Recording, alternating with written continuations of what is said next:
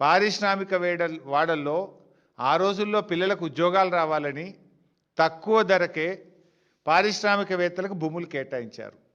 9,292 ఎకరాల భూమిని ఇవాళ 30%, అది కూడా రిజిస్ట్రేషన్ వాల్యూ 30% రిజిస్ట్రేషన్ వాల్యూలో కట్టించుకుంటే రాష్ట్ర ప్రభుత్వానికి 4 నుంచి 5,000 కోట్ల ఆదాయం వస్తుందని నిన్న మంత్రి గారు చెప్పారు. నేను చెప్పలే, శ్రీధర్ బాబు గారే చెప్పారు. స్పష్టంగా చెప్పిన ప్రెస్ మీట్లో, మేము ఈ 9,292 ఎకరాలు అమ్మేస్తున్నాం, రిజిస్ట్రేషన్ వాల్యూలో 30% కడితే మాకు 4-5 కోట్ల ఆదాయం వస్తుంది అన్నారు.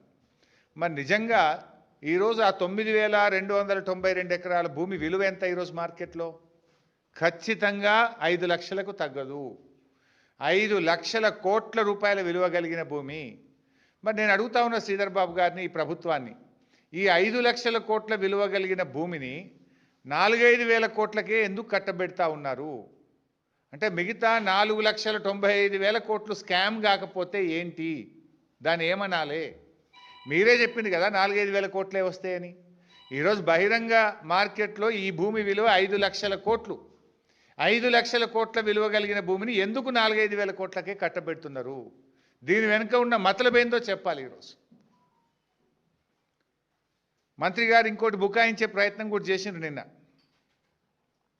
లేలే, ఇది 9,292 ఎకరాల భూమి కాదు, ఇంట్లో రోడ్లు మోరీలు బొంగ 4,740 ఉంటుంది అని ఒక అబద్ధాన్ని చెప్పే ప్రయత్నం చేసిండ్రు.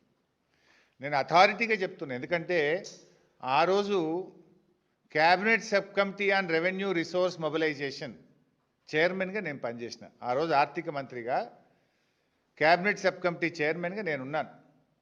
నాతో పాటు కేటీఆర్ గారు, ప్రశాంత్ రెడ్డి గారు, ఇంకా కొంతమంది గౌరవ మంత్రులు సభ్యులుగా ఆ రోజు పనిచేసినారు. ఈ ప్రతిపాదన మా ముందుకు కూడా వచ్చింది. I know all these details. ఎందుకంటే మంత్రి గారు నువ్వు చెప్తున్నది శుద్ధ అబద్ధం. నేను సవాల్ చేస్తున్న శ్రీధర్ బాబు గారికి, నిజంగా 4,740 ఎకరాలే ఈ ప్రభుత్వం పెట్టిందా? దీని మీద బహిరంగ చర్చకు నువ్వు సిద్ధంగా ఉన్నావా? సగం మోరీలకు పోతుంది, రోడ్లకు పోతుందని ఇట్లా బుకాయించంగానే ఇక ఎదుటోడేం మాట్లాడాడు వానికి ఏం తెలియదు అనుకుంటున్నావా? మేము కూడా ఆ రోజు ప్రభుత్వంలో ఉన్నాం కదా. అంటే దాన్ని తగ్గించి, సగానికి సగం తగ్గించి చూపే ప్రయత్నం చేస్తూ ఉన్నాడు శ్రీధర్ బాబు గారు. అంటే భూ కుంభకోణం యొక్క విస్తీర్ణాన్ని సగానికి సగం తగ్గించాలనేటువంటి విఫలయత్నానికి శ్రీధర్ బాబు గారు పాల్పడుతూ ఉన్నారు.